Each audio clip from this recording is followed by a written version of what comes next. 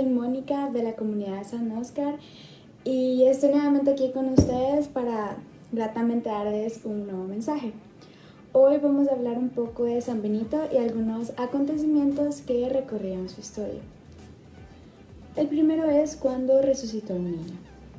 Durante un proyecto de construcción en la abadía, el mismo Satanás vino a San Benito y le dijo que planeaba tocar a los monjes que trabajaban en el proyecto. Benito inmediatamente envió un mensaje de advertencia a los trabajadores. Tan pronto como llegó el mensaje, una pared parcialmente terminada se colapsó sobre un niño pequeño que estaba ayudando con el trabajo, y esto causó su muerte. Golpeados por la pena, los monjes trajeron el cuerpo muerto y mutilado a Benito, quien puso el cadáver del pequeño en la mesa, sacó a todos de la habitación y comenzó a orar. Milagrosamente, el niño volvió a la vida y su cuerpo fue sanado de todas las lesiones. El segundo milagro que vamos a hablar es cuando movió una enorme piedra con su oración. Algunos monjes estaban ocupados construyendo nuevas celdas en la abadía y se encontraron con una enorme piedra que bloqueaba el camino de la construcción. Incluso trabajando todos juntos, no fueron capaces de mover la piedra. Llamaron a San Benito y él dijo una oración, y ellos fueron capaces de mover con facilidad la piedra. Bueno, creo que está más que claro el mensaje que queremos recibir o tenemos que recibir ahora. Es que obviamente San Benito hace milagros, pero milagros por las personas que se lo merecen.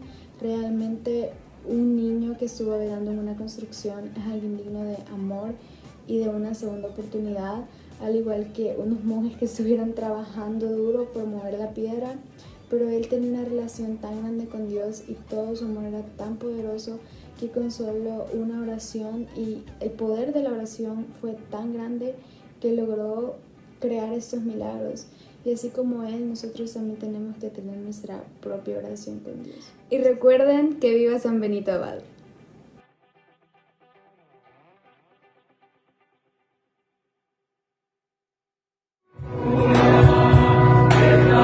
Les saludamos con filial afecto, oh glorioso San Benito, obrador de maravillas y cooperador de Cristo en la obra de la salvación de las almas. Oh patriarca de los monjes, mira desde el cielo la viña que plantó tu mano, multiplica el número de tus hijos y santifícalos. Protege de un modo especial a cuantos nos ponemos con filial cariño bajo tu amparo y filial protección. Ruega por los enfermos, por los tentados, por los afligidos, por los pobres y por nosotros que te somos devotos. Alcánzanos a todos una muerte tranquila y santa como la tuya. Aparta de nosotros en aquella hora suprema las acechanzas del enemigo y aliéntanos con tu dulce presencia. Ahora consíguenos la gracia especial que te pedimos en esta novena.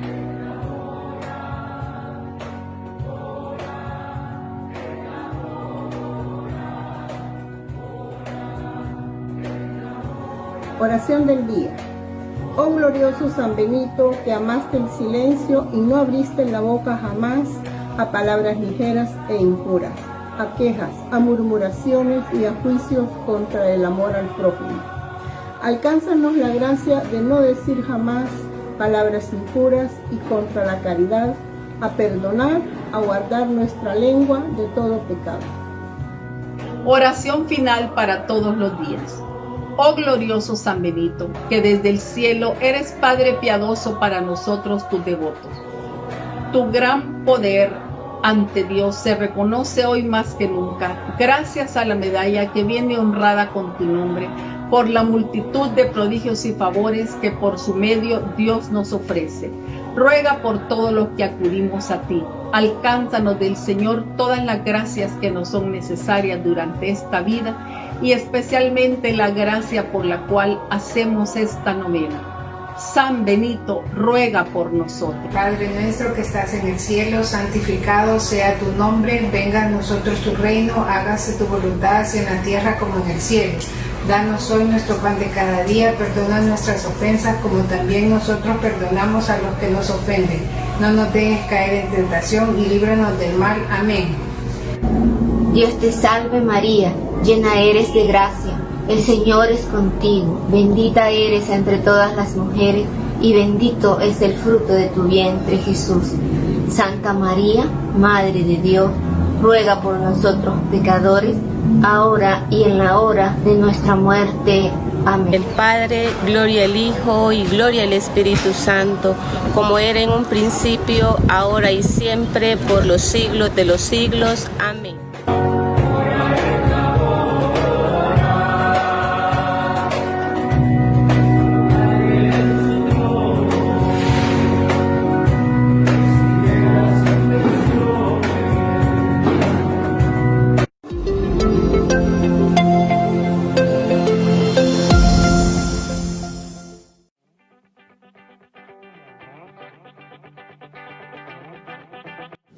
Hola, yo soy Mónica de la comunidad San Oscar y estoy nuevamente aquí con ustedes para gratamente darles un nuevo mensaje. Hoy vamos a hablar un poco de San Benito y algunos acontecimientos que recorrieron su historia. El primero es cuando resucitó a un niño. Durante un proyecto de construcción en la abadía, el mismo Satanás vino a San Benito y le dijo que planeaba tocar a los monjes que trabajaban en el proyecto. Benito inmediatamente envió un mensaje de advertencia a los trabajadores. Tan pronto como llegó el mensaje, una pared parcialmente terminada se colapsó sobre un niño pequeño que estaba ayudando con el trabajo, y esto causó su muerte. Golpeados por la pena, los monjes trajeron el cuerpo muerto y mutilado a Benito, quien puso el cadáver del pequeño en la mesa. Sacó a todos de la habitación y comenzó a orar. Milagrosamente, el niño volvió a la vida y su cuerpo fue sanado de todas las lesiones. El segundo milagro que vamos a hablar es cuando movió una enorme piedra con su oración. Algunos monjes estaban ocupados construyendo nuevas celdas en la abadía y se encontraron con una enorme piedra que bloqueaba el camino de la construcción. Incluso trabajando todos juntos, no fueron capaces de mover la piedra. Llamaron a San Benito y él dijo una oración, y ellos fueron capaces de mover con facilidad la piedra. Bueno, creo que está más que claro el mensaje que queremos recibir o tenemos que recibir ahora. Es que obviamente San Benito hace milagros, pero milagros por las personas que se lo merecen. Realmente un niño que estuvo ayudando en una construcción es alguien digno de amor y de una segunda oportunidad, al igual que unos monjes que estuvieron trabajando duro por mover la piedra, pero él tenía una relación tan grande con Dios y todo su amor era tan poderoso que con solo una oración y el poder de la oración fue tan grande que logró crear estos milagros. Y así como Él, nosotros también tenemos que tener nuestra propia oración con Dios. Y recuerden que viva San Benito Abad.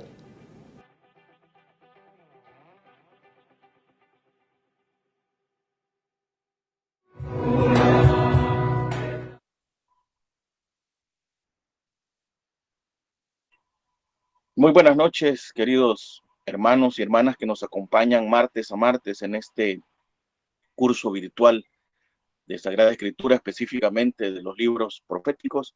Sean bienvenidos una vez más a este lugar, digamos, a este servicio que la parroquia San Benito, pues, en estas circunstancias ofrece. Nos toca ahora ver el libro del profeta Abdías, pero en primer lugar quiero hacerles una invitación. La próxima semana, del 13 al 17 de julio, a las 6:30 de la tarde, vamos a tener nuestra primera misión evangelizadora virtual. La parroquia, desde hace 4 años, más o menos, cuando llegó el padre Carlos Chavarría como párroco de esta parroquia, inició un proceso de transformación de una parroquia que era de alguna manera una estación, si se le puede llamar así, una estación de servicio, donde la gente solo llegaba prácticamente a celebrar los sacramentos, de transformarla de eso, de una parroquia de tipo cultual, a una parroquia evangelizada y evangelizadora. Y en este camino, en este proceso de durante todos estos años, la parroquia como tal ha ido creciendo en sus miembros de la comunidad parroquial propiamente dicha.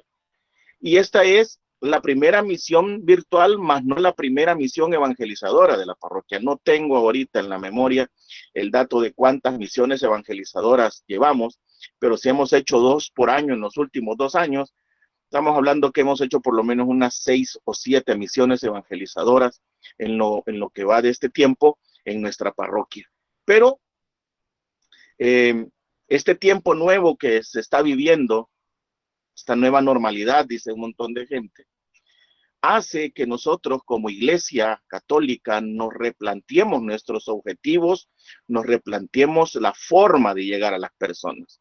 El Papa Francisco, en la exhortación apostólica Evangelii Gaudium, en el número 33, dice que la pastoral en clave de misión debe dejar de decir es que siempre lo hemos hecho así.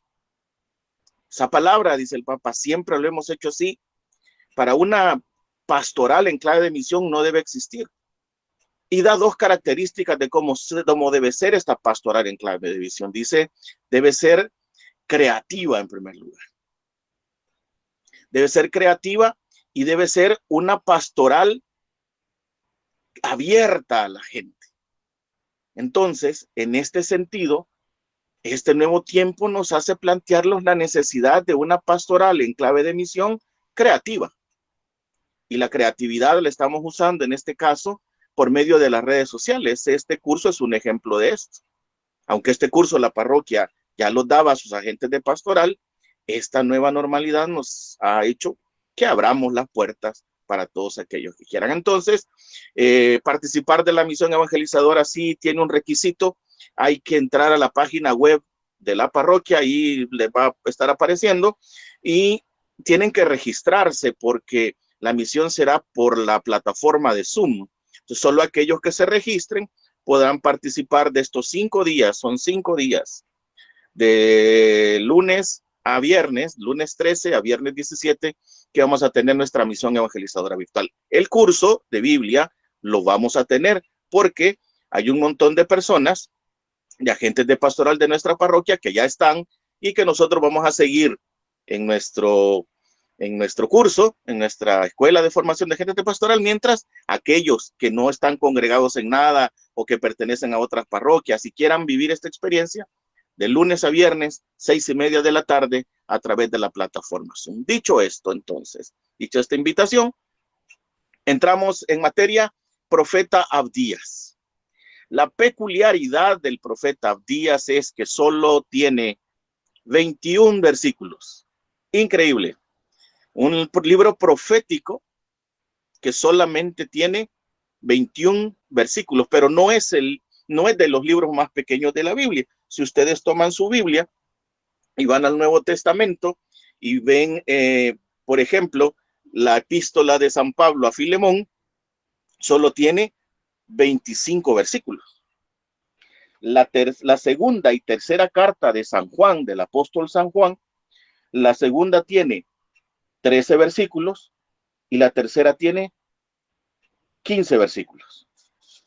Y la carta de San Judas, no Iscariote, la carta de San Judas tiene 25 versículos. Entonces, si vemos, Abdías no es de la Sagrada Escritura el libro más pequeño, pero tiene en el Antiguo Testamento esa peculiaridad, esa característica. Solamente tiene 21 versículos. Pero a pesar de que solamente son 21 versículos, llama mucho la atención el contenido de esos versículos. Entonces, como siempre, recuerden autor y fecha y todo lo que ya sabemos para ir teniendo una metodología para esto. Muy poco se conoce del autor, casi nada con seguridad se conoce de Abdías. Es más, su nombre en muchas ocasiones se quiere asociar a otros Abdías que aparecen en la Sagrada Escritura, pero parece en realidad no referirse al profeta. ¿Por qué? Por los tiempos en los que aparece el nombre. Entonces no necesariamente debe ser. ¿Qué podemos hablar del autor? Bueno, que sus menciones frecuentes sobre Jerusalén, sobre Judá, sobre Sión, nos sugieren que pertenecía al reino del sur. Ya en otra clase explicamos cómo fue la división entre el reino del norte y el reino del sur. Pues para el reino del sur, Jerusalén, la ciudad santa de Jerusalén, tenía una importancia muy grande. Entonces las menciones que hace en 21 versículos este personaje de Abdías nos hace creer que pertenecía al reino de Jerusalén. Y vamos a ir al versículo 10 al 12. Casi no vamos a leer todo el libro en esta clase. Del versículo 10 al versículo 12 dice, para encontrar estas menciones que hace sobre las palabras que acabo de decir, vamos a leer estos dos versículos, del 10 al 12. Por la violencia contra Jacob tu hermano, te cubrirá la vergüenza y serás extirpado para siempre. El día que te quedaste a un lado, cuando extranjeros llevaban su ejército cautivo, cuando entraban extraños por las puertas y sobre Jerusalén echaban suertes. Tú eras una de ellas. No mires con placer el día de tu hermano, el día de su desgracia. No te alegres de los hijos de Judá. En el día de su ruina, no dilates tu boca en el día de su angustia. Palabra de Dios. Dije que entonces habían estas palabras, la mención en estos pocos versículos de Jerusalén, de Judá y de Sión, nos hacen llegar a la conclusión que Abdías perteneció al reino del sur. En el versículo 17 dice, pero en el monte Sión habrá supervivencia, será lugar santo, y la casa de Jacob recobrará sus posiciones. Y en el 21, versículo 21, dice, y subirán victoriosos al monte de Sión para juzgar a la montaña de Esaú, y la realeza será de Yahvé. Palabra de Dios. Entonces, como vemos en estos versículos, esos 4 versículos, del 12 a los 5 versículos, perdón, del 10 al 12, el 17 y el 21, encontramos referencia a estas palabras frecuentemente mencionadas por él de Jerusalén, Judá y Sión, que nos permiten entender que Abdías perteneció al reino del sur. ¿Qué más podemos decir sobre este personaje?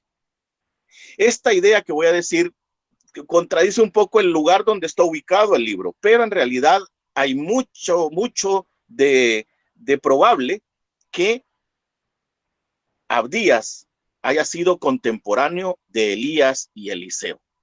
¿Y por qué digo que podría ser contradictorio? Porque Elías y Eliseo son conocidos como parte de los profetas anteriores. ¿Anteriores a qué? Anteriores al aparecimiento de estos otros profetas, que no tienen un libro específico, ¿verdad? Que no tienen un libro, que no tuvieron un libro propio, que no escribieron, que no se escribió sobre ellos en un único libro. Entonces, muy probablemente, pero como dije al principio, no podemos tener certeza del tiempo y espacio que ocupa Abdías, pero su mensaje, como lo vamos a ver más adelante, es de vital importancia para el pueblo de Israel. La fecha de escritura igualmente es difícil determinar, aunque se sabe que está ligada a un ataque edomita contra Jerusalén que está descrito en los versículos del 10 al 14. Leímos ya del 10 al 12, nos hacen falta 2 versículos más para entender entonces esto. Al parecer entonces Abdías escribió poco después de este ataque edomita. Hubo 4 invasiones significativas sobre Jerusalén en el Antiguo Testamento. ¿Cuáles son estas 4 invasiones? La primera, por Sisac, rey de Egipto, en el año 925 a.C., durante el reinado del Roboam, y eso lo encontramos descrito en el primer libro de los Reyes, capítulo 14, versículos 25 y 26, y en el segundo libro de las Crónicas, en el capítulo 12. Ahí encontramos descrita esta invasión del rey de Egipto en el año 925 a.C. La segunda invasión fue por los filisteos y árabes entre el 848 y el 841 durante el reinado de Joram de Judá, y esto lo encontramos descrito en el segundo libro de las Crónicas, capítulo 21, versículos del 8 al 20. La tercera invasión es la de Joás, rey de Israel, en el 790 antes de Cristo, y esta la encontramos en Segundo de Reyes capítulo 14 y en Segundo de Crónicas capítulo 25. Ahí encontramos esta tercera invasión. Y la cuarta, por Nabucodonosor, que quizás es la que más conocemos, rey de Babilonia, en la caída de Jerusalén en el año 586 antes de Cristo. Tengo que recordarles que estas cuatro invasiones no es solamente una invasión meramente de un reinado que invade a otro porque quiere usurpar su territorio, sino que las cuatro invasiones son consecuencia de la desobediencia y del alejamiento del pueblo de Israel a la ley de Dios, a aquello que Dios había mandado en el corazón de Israel. No solamente podemos ver esto como algo meramente histórico, sino que debemos, y he insistido mucho a lo largo de todo el curso, que es uno de los objetivos de este curso, que descubramos el mensaje de Dios presente. Y hasta la saciedad, creo yo, los tengo aburridos de insistir que cuando el pueblo de Israel era invadido por otros pueblos, antes hay que ver cuál era el pecado que el pueblo de Israel había cometido. Dicho esto, entonces, Abdías escribe después de uno de estos ataques.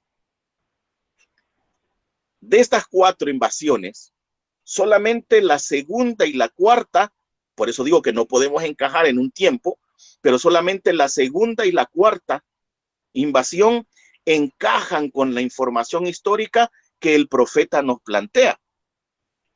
La segunda quizás es la preferible, debido a que la descripción que hace Abdías no indica que Jerusalén fue destruida totalmente, sino que esa destrucción total de Israel se llevó a cabo en la cuarta invasión por el rey Nabucodonosor.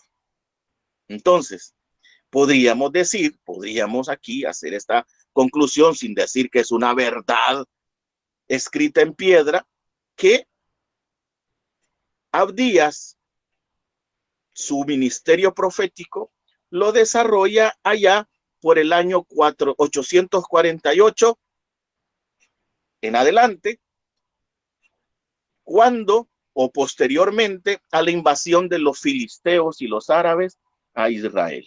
Por ahí lo podríamos ubicar entendiendo cuál es el relato. Dicho esto del autor y de las fechas que no podemos confirmar, veamos rápidamente cuáles son los aspectos teológicos e históricos que nos plantea este libro del profeta Isaías. En primer lugar, hay un juicio de Dios, el juicio de Edom, por parte de Dios por maldecir a Israel.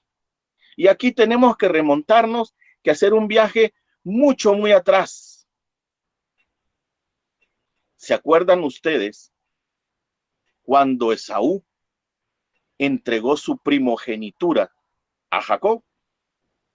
Los edomitas, al parecer, según la historia, son descendientes de este personaje que dio su primogenitura. Al descubrir Esaú qué era lo que había entregado, recuerden ustedes en el pasaje de la Sagrada Escritura, después de que él se enteró de lo que había entregado, quiso cambiar el acontecimiento, y una vez dada la bendición a Jacob, ya no pudo devolvérsele la primogenitura. Y a partir de ahí empieza una historia de Israel donde surge este nuevo pueblo, digamos, un paralelo al pueblo de la promesa, así lo podemos decir, paralelo al pueblo de la promesa, que es Edom. Y siempre aquel que se siente rechazado, que se siente apartado por propia decisión, pero que se siente rechazado, que se siente apartado de la bendición de Dios, podemos decir, queda como un resentimiento. Entonces este Edom no quería al pueblo de Israel, le tenía envidia al pueblo de Israel, y en alguna ocasión maldice a Israel. Entonces Dios se enoja y viene lo siguiente. Isaías capítulo 34, versículo 5. Isaías 34, versículo 5 dice: mi espada en los cielos estaba esperando, y ahora cae sobre Edom, sobre este pueblo que yo quiero sea castigado. Por haberse, acuérdense también de otra cosa, hago un alto, retrocedamos el cassette, decíamos antes, retrocedamos el cassette. Hablé de las invasiones, le dije que era porque el pueblo había pecado, había cambiado su camino, se había vuelto de Dios. Y Dios lo permitía. Pero siempre aquel pueblo que atacó a Israel, aunque Dios lo había permitido, Dios después se cobraba venganza de ese pueblo por haber atacado a su pueblo. En Isaías, si ustedes se recuerdan, hablamos de un rey, no me acuerdo el nombre, donde le dice que al salir, que una vez se vaya al pueblo, que Dios ya, el pueblo ya sufrió, entonces Dios va a sacar a este rey que había invadido, y una vez salga de la ciudad, va a morir a espada este rey que había invadido a Israel. Entonces, eso es lo que estamos viendo aquí. No estamos viendo el castigo de Israel, sino lo que Dios hacía contra aquellos que tenían problemas con Israel. Entonces, Isaías 34:5 nos dice: mi espada en los cielos estaba esperando, y ahora cae sobre Edom, sobre este pueblo que yo quiero sea castigado. En Malaquías, el libro de Malaquías, capítulo 1, versículos 2 y 4, también nos habla un poquito de esto y dice: pero ustedes dicen, ¿en qué ha demostrado ese cariño? Por eso les pregunta Yahvé, ¿no era Esaú hermano de Jacob? Pues bien, yo le tuve cariño a Jacob, pero le tomé odio a Esaú. Hago un alto. ¿Por qué dice Dios? ¿Por qué dice la palabra de Dios que odió a Esaú? Porque rechazó la primogenitura. Y la promesa de Dios, en ese caso, se cumple en una línea directa de sucesión, podemos decir. La bendición era para Esaú, la rechazó y le tocó a Jacob. Que la mamá participó, eso lo vimos allá cuando hablamos del libro del Génesis. Dios, al sentirse rechazado, al ver que Esaú no quería, dice, le tomé odio. ¿Por qué? Porque no quiso. Sigamos adelante. Si no, miren cómo dejé sus montañas desoladas y abandoné sus tierras a los chacales del desierto. Si Edom afirma que empezará a reconstruir sus ruinas a pesar de haber sido destruidas, Yahvé de los ejércitos les advierte que ¿qué sacan con reconstruir si yo los demoleré? A ustedes, le dice a Edom, los llamarán país maldito, nación con la que Yahvé se ha disgustado para siempre. Esto es lo que el libro del profeta Abdías resalta entonces en esos pocos versículos. Estamos haciendo referencias de otros libros que hablan de esto. Al parecer, entonces, esto se lo dijo a Judá y así le proporcionó al reino de Judá la confianza de que el día de Yahvé iba a traer ese juicio sobre Edom que lo tenía sometido por su orgullo y por su participación en la caída de Judá. Esto es lo central, podemos decir, del libro del profeta. Pero al final de estos pocos versículos, se nos habla de la restauración de Judá. Y esto, de alguna manera, también va a incluir el territorio de los edomitas. Va a incluir que se los entrega al pueblo de Israel, no que va a restaurar a Edom. Ya dijo Dios que odia, que aunque ellos quieran reconstruir, él los va a destruir. Y entonces al pueblo de Judá se le incluirá el territorio de los edomitas. Se les dará también en posesión. Podríamos hacer una comparación como aquella parábola de los talentos, donde llega aquel y le dice: Señor, yo tuve miedo del talento que me diste, entonces fui y lo enterré, ¿no? Y le dice el Señor, el dueño del dinero, aunque se lo hubieras puesto al banco para que ganara de intereses, pero como no existe eso, te lo quito y se lo doy al que tiene más. Podríamos hacer una comparación. Es una simple comparación para que me entiendan lo que quiere decir esto. Dios, a pesar de que Edom tenía fuerza y todo, quería reconstruir, tenía las posibilidades, dice, no lo harán. Ese territorio va a ser para Judá, para Israel. Versículos 19 al 21. Y dice, los del Negev poseerán la montaña de Esaú, los de la tierra baja, el país de los filisteos, poseerán la campiña de Efraín y la campiña de Samaria, y los de Benjamín poseerán Galaad. Los deportados, este ejército de los hijos de Israel, poseerán Canaán hasta Sarepta, y los deportados de Jerusalén, que están en Sefarad, poseerán las ciudades del Negev, y subirán victoriosos al monte de Sión para juzgar la montaña de Esaú, y la realeza será de Yahvé. Y esto nos lo confirma Isaías capítulo 11, versículo 14. Nos dice Isaías 11, 14. Se dejarán caer sobre las costas de los filisteos al oeste, y juntos asaltarán a los hijos del este, y extenderán su imperio sobre Edom y Moab, y someterán a los amonitas. Isaías también está diciendo de esta profecía. Y al final del libro, de los pocos versículos, hay una bendición que incluye Abdías que ya leímos en estos versículos anteriores. Son dos aspectos de esta bendición. En primer lugar, cuando todo esto suceda, habrá un cumplimiento cercano de la profecía de Abdías, que es la derrota de Edom, y eso lo encontramos en el versículo del 1 al 15. Bajo el ataque de los filisteos y los árabes, que como dije, lo encontramos en Segunda de Crónicas, capítulo 21, versículos del 8 al 20. Ahí encontramos esto. Y segundo, la promesa de la posición final de la tierra de Edom. Entonces, nosotros, ¿qué podemos entender de esto? ¿Qué podemos sacar nosotros como mensaje de esto?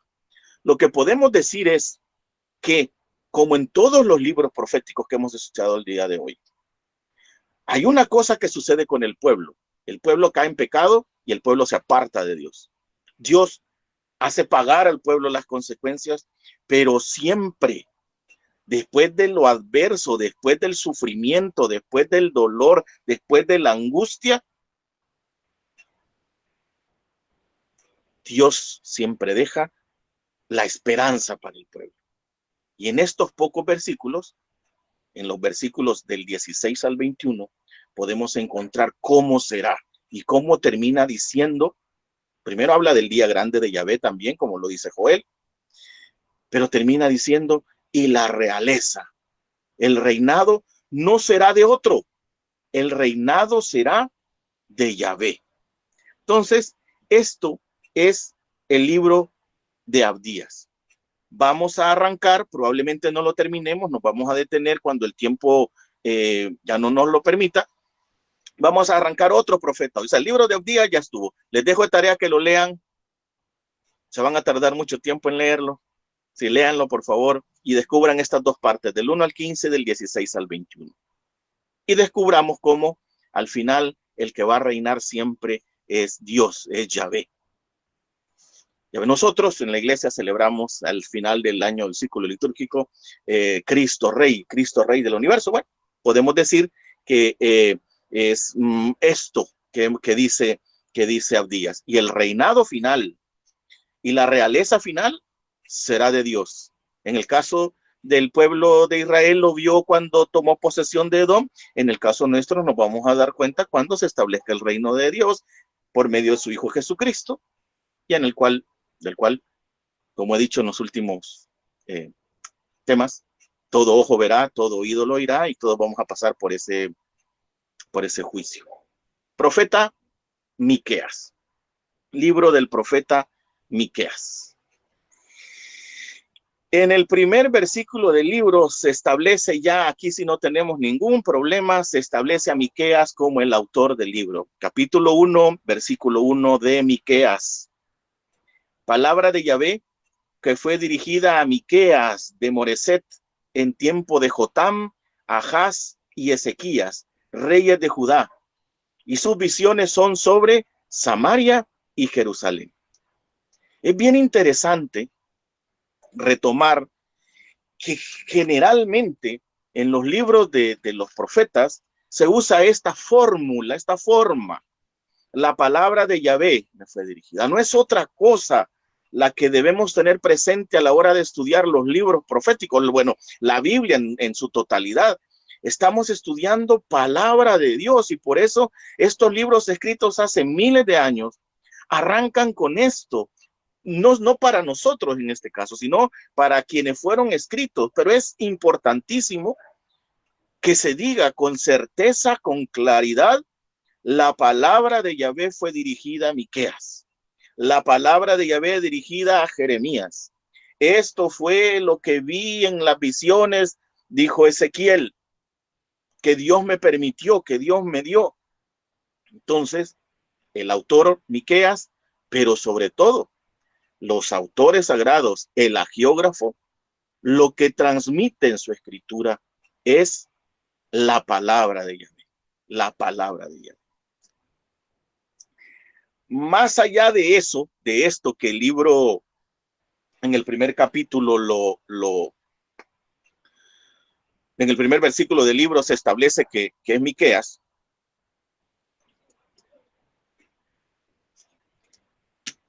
De ahí en adelante poco se sabe de él. No se dice nada de sus padres, pero su nombre nos puede indicar un legado de piedad, un legado piadoso, un legado importante. ¿Por qué? Porque Miqueas quiere decir quién como Yahvé. Miqueas significa quién como Yahvé. Muy parecido al nombre de uno de los arcángeles, del arcángel San Miguel. ¿Quién como Dios? ¿Quién como Yahvé? También Miqueas significa eso. Entonces, Miqueas en su libro hace como un panorama de todo el pueblo de Moreset, donde él dice que es su origen. Y entonces vamos a ver cuántas veces en unos pocos versículos menciona a Moreset. Capítulo 1, versículo 14, su pueblo natal, ¿verdad? Capítulo 1, versículo 14 dice, por eso tendrás que devolver la dote a Moreset Gat. Este Moreset está localizado en la falda del monte de Judá, estaba localizado en la falda del monte de Judá, aproximadamente a unos 400 kilómetros al suroeste de Jerusalén, en la frontera de entre Judá y Filistea, cerca de Gat. Por eso, Moreset de Gat. Esto es lo que históricamente podemos descubrir. De un área, Moreset, productiva, agrícola. Y Miqueas era como Amós, un residente del campo, lejano a la política nacional, lejano al reino, lejano a la religión, lejano al sacerdocio de Israel, pero escogido por Dios. ¿Qué es lo importante de todos los profetas? Como hemos dicho a lo largo de todo el curso. El profeta, sacerdote, tomado de los sacerdotes o no tomado de ellos, la diferencia entre uno y otro es el llamado que Dios hace. Sacerdocio se daba por herencia del padre al hijo o al nieto. El profetismo no. El profetismo es una llamada de Dios, como aquella que leímos de antes que te formaras en el vientre de tu madre, yo te había elegido. O de la de Isaías que le pregunta, ¿a quién voy a enviar en mi lugar? ¿Quién irá en mi nombre? Y dice Isaías, heme aquí, Señor, envíame a mí. De eso se trata. Capítulo 3, versículo 8 de Miqueas. Yo, en cambio, estoy lleno de fuerza por el Espíritu de Yahvé y de juicio y de bravura para denunciar a Jacob su delito y a Israel su pecado. ¿Por qué es importante esto? Porque nos aclara que era un hombre fuerte, que era un hombre que a pesar de no venir de este círculo religioso, era un hombre que conocía cuál era su papel, que tenía claridad para qué había sido llamado. ¿Y para qué había sido llamado? para denunciar a Jacob su delito, para denunciar a Israel su pecado. Pero esto lo hacía porque Dios lo había elegido para eso, para entregar este mensaje de juicio a los príncipes y a los pueblos de Jerusalén. En este caso, para Miqueas es importante estar lleno de la fuerza y lleno del espíritu de Yahvé. Es quizá la palabra más importante de todo el versículo. Estoy lleno de la fuerza por el espíritu de Dios. Y eso es lo que lo impulsaba. No lo impulsaba otra cosa, lo impulsaba la fuerza del espíritu de Yahvé. Miqueas se coloca su profecía en el reinado, según el versículo 1, capítulo 1, versículo 1 que hemos leído, en los reinados de Jotam, el 750 al 731 antes de Cristo, de Ahaz o Acaz, van a encontrar en algunas versiones, del 731 al 715, y del rey Ezequías del 715 al 686. Un periodo largo de tiempo, aproximadamente más de 60 años de profetismo de Miqueas, que es importante conocer. Entonces, él era, como dice el versículo que hemos leído, condenaba la injusticia social, la corrupción religiosa. Renueva entonces también el tema del profeta Amós, que ya estudiamos, de mitad del siglo VIII, y sus contemporáneos en el reino del norte era Oseas y en el reino del sur era Isaías. Estos eran sus dos profetas contemporáneos que nos ayudan a ubicar a Miqueas en un tiempo y en un espacio concreto. Esto encaja entonces con lo que se conoce de la identidad de Ahaz en Segunda de Reyes, capítulo 16, versículos del 10 al 18, y de su hijo Ezequías, antes de las amplias reformas espirituales que se plantearon allá en el segundo libro de Crónicas, capítulo 29, versículos del 1 en adelante. Sus referencias a la caída inminente de Samaria son importantes también en el mensaje de Miqueas. Por eso el capítulo 1, versículo 1 aclara hacia quién irá dirigida esta profecía, este ministerio profético. Dice, capítulo 1, versículo 6 de Miqueas: voy a hacer de Samaria una ruina de campo y un plantío de viñas. Haré rodar sus piedras por el valle y pondré al desnudo sus cimientos. Y esto, palabra de Dios, y esto claramente entonces, esta destrucción de Samaria se coloca allá por el 722 antes de Cristo, o sea, en el periodo de tiempo entre el 735 y el 710 antes de Cristo. Esto es el autor y la fecha de este libro. ¿Qué podemos ver sobre los temas teológicos del libro de Miqueas? Primordialmente, Miqueas proclamó un mensaje de juicio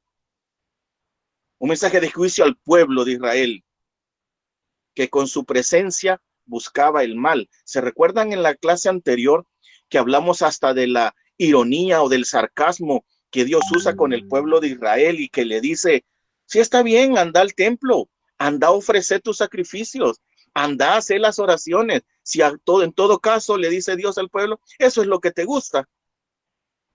El pueblo, a pesar de eso, de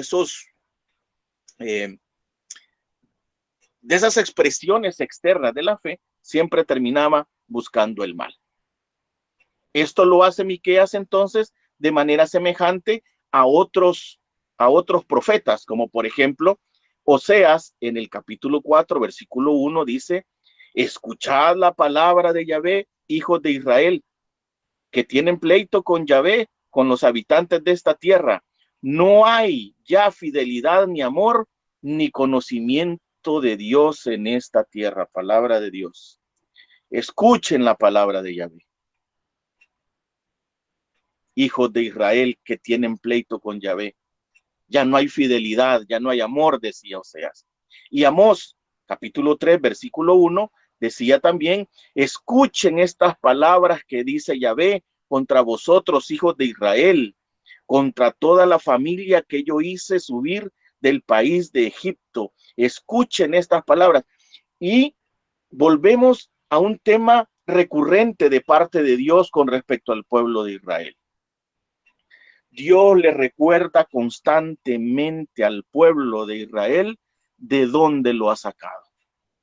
Y lo más grande, el éxodo más grande que conocemos nosotros, como dijimos la otra vez, son dos, el de Babilonia, pero el más importante, el que marcó un antes y un después en la historia de Israel, es la salida de Egipto.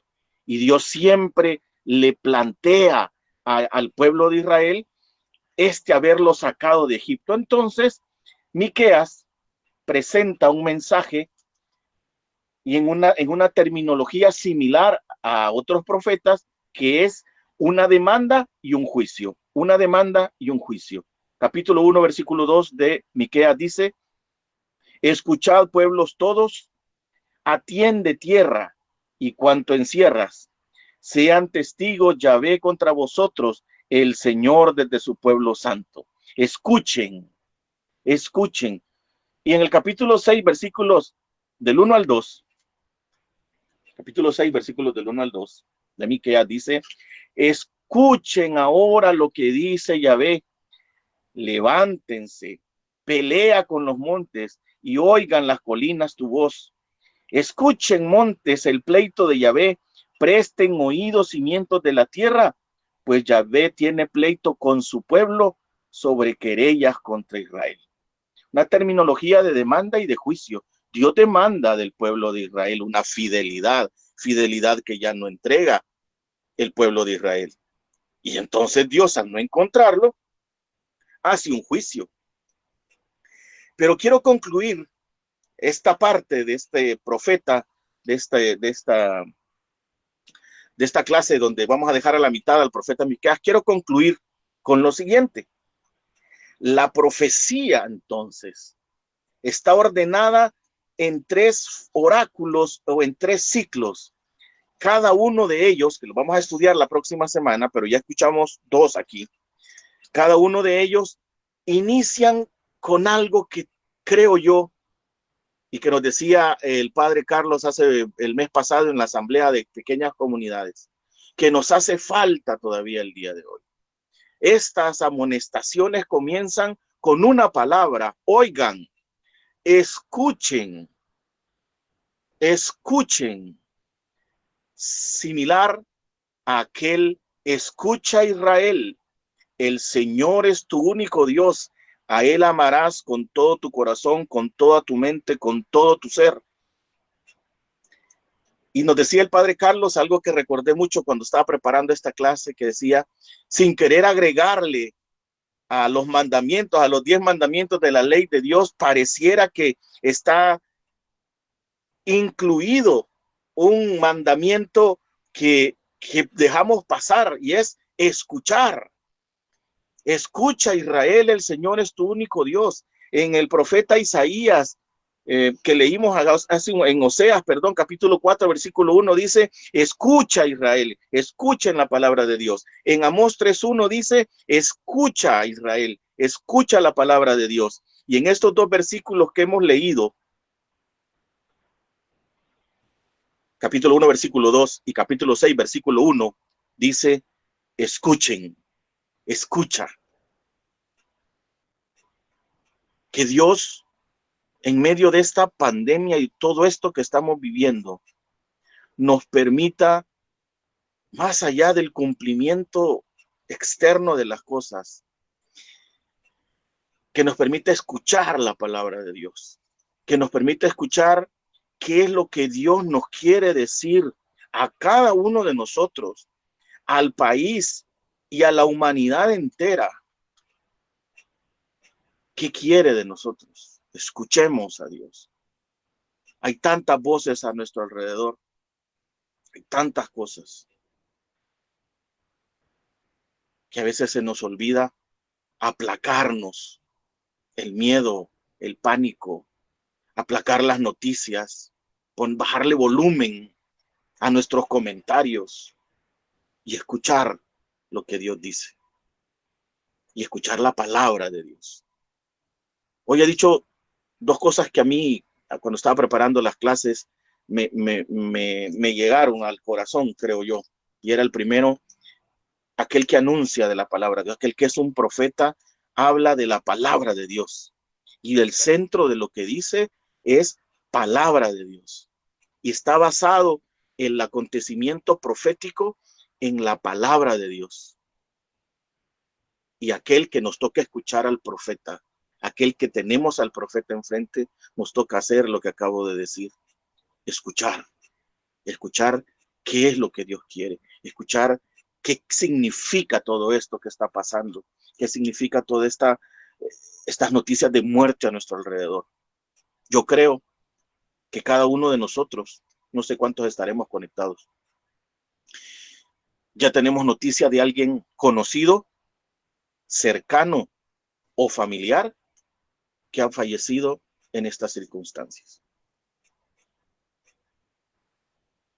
Pero es este el momento donde nosotros los cristianos, donde nosotros los católicos, tenemos que alzar nuestra voz y tenemos que hacer que la gente vuelva su mirada hacia donde debe estar puesta.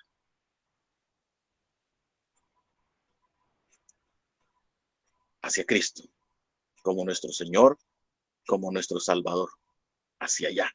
Y eso lo vamos a encontrar en nuestra Iglesia Católica, escudriñando la palabra de Dios. Yo no necesito cambiarme de religión para decir que encontré a Dios en la Sagrada Escritura. Así que Dios nos permita a cada uno de nosotros ser estos agentes de esperanza para aquellos que están perdiendo la esperanza. Es triste, soy consciente, es triste. Pero en medio de esa tristeza, aquellos que iban llorando, dice el Salmo, regresaron cantando de alegría. Sí, es el Salmo. Y dice otro Salmo también, Señor, has cambiado mi lamento en alegría. Tú me ceñiste de alegría, Señor. Que esa sea nuestra oración a la hora de querer escuchar la palabra de Dios. Les recuerdo la invitación para que quienes quieran participar de nuestra primera misión evangelizadora virtual se inscriban en la página web de la parroquia, que es sanbenitoelsalvador.org. Allí hay un apartado que dice misión evangelizadora virtual. Le dan clic y ahí les van a pedir una información básica, su nombre, su edad, su correo electrónico, para que después internamente le enviemos la invitación para que se incorpore a la plataforma de Zoom y podamos compartir con ustedes este mensaje querigmático, este mensaje de la palabra de Dios en esta misión. Ojalá podemos llegar a muchos lugares. Llegamos lejos. Bueno, nada más ahorita me acabo de recordar de que hay una persona que está en Estados Unidos que me dijo el jueves que tenemos una reunión con este grupo que se llama Proyecto Alfa, otro día les voy a contar qué es eso, que me dijo, yo le dije, ya no estás viendo la clase, ya veo que no te has conectado, y me dice, no, es que estoy trabajando, y lo que hago es, al día siguiente que salgo a correr, me pongo mis audífonos, y corriendo escucho la clase, así que gracias, mañana que escuches la clase, sí, gracias por estar siempre pendiente, y gracias a todos ustedes, hagamos nuestra oración final, para que Dios nos cuide y nos proteja, en el nombre del Padre, del Hijo, del Espíritu Santo. Amén. Padre Santo, en esta noche que el estudio de tu palabra nos ha invitado a descubrir en el profeta, en los profetas, en los escritos de los profetas, la palabra que le fue dirigida a ellos, permítenos, Señor, escuchar tu voz, escucharte a ti. Que como hemos insistido, Señor, en este curso, ante todas las voces que hay a nuestro alrededor, nuestros oídos y nuestro corazón se abran para escucharte a ti, porque tú tienes, Señor, las palabras de vida eterna. Así respondió Pedro y así te respondemos nosotros. Señor, ¿a quién iremos? Tú tienes palabras de vida eterna. Que esa palabra, Señor, la podamos descubrir en la Sagrada Escritura, que la podamos descubrir en estos libros del Antiguo Testamento que son preciosos.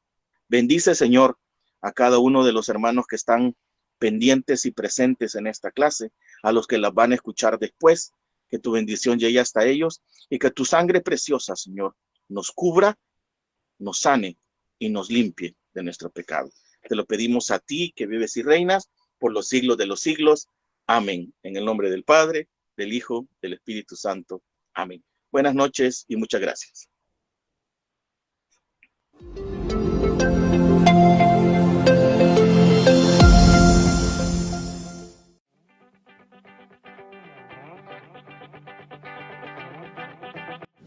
Hola, yo soy Mónica de la comunidad de San Óscar y estoy nuevamente aquí con ustedes para gratamente darles un nuevo mensaje. Hoy vamos a hablar un poco de San Benito y algunos acontecimientos que recorrieron su historia. El primero es cuando resucitó a un niño. Durante un proyecto de construcción en la abadía, el mismo Satanás vino a San Benito y le dijo que planeaba tocar a los monjes que trabajaban en el proyecto. Benito inmediatamente envió un mensaje de advertencia a los trabajadores. Tan pronto como llegó el mensaje, una pared parcialmente terminada se colapsó sobre un niño pequeño que estaba ayudando con el trabajo, y esto causó su muerte. Golpeados por la pena, los monjes trajeron el cuerpo muerto y mutilado a Benito, quien puso el cadáver del pequeño en la mesa, sacó a todos de la habitación y comenzó a orar. Milagrosamente, el niño volvió a la vida y su cuerpo fue sanado de todas las lesiones. El segundo milagro que vamos a hablar es cuando movió una enorme piedra con su oración.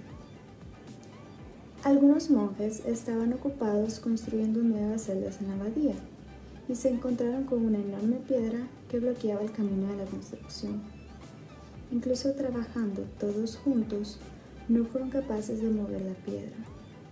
Llamaron a San Benito y él dijo una oración, y ellos fueron capaces de mover con facilidad la piedra. Bueno, creo que está más que claro el mensaje que queremos recibir o tenemos que recibir ahora. Es que obviamente San Benito hace milagros, pero milagros por las personas que se lo merecen. Realmente un niño que estuvo ayudando en una construcción es alguien digno de amor y de una segunda oportunidad, al igual que unos monjes que estuvieron trabajando duro por mover la piedra, pero él tenía una relación tan grande con Dios y todo su amor era tan poderoso que con solo una oración y el poder de la oración fue tan grande que logró crear estos milagros. Y así como él, nosotros también tenemos que tener nuestra propia oración con Dios. Y recuerden que viva San Benito Abad.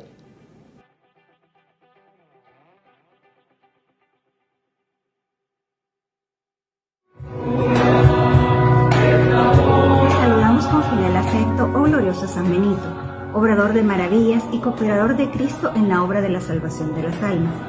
Oh patriarca de los monjes, mira desde el cielo la viña que plantó tu mano, multiplica el número de tus hijos y santifícalos. Protege de un modo especial a cuantos nos ponemos con filial cariño bajo tu amparo y filial protección. Ruega por los enfermos, por los tentados, por los afligidos, por los pobres y por nosotros que te somos devotos. Alcánzanos a todos una muerte tranquila y santa como la tuya.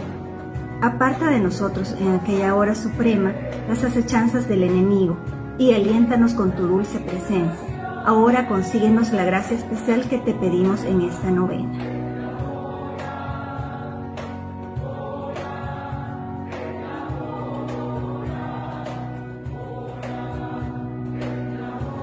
Oración del día. Oh glorioso San Benito, que amaste el silencio y no abriste la boca jamás a palabras ligeras e impuras, a quejas, a murmuraciones y a juicios contra el amor al prójimo. Alcánzanos la gracia de no decir jamás palabras impuras y contra la caridad, a perdonar, a guardar nuestra lengua de todo pecado. Oración final para todos los días. Oh glorioso San Benito, que desde el cielo eres Padre piadoso para nosotros tus devotos. Tu gran poder ante Dios se reconoce hoy más que nunca, gracias a la medalla que viene honrada con tu nombre, por la multitud de prodigios y favores que por su medio Dios nos ofrece.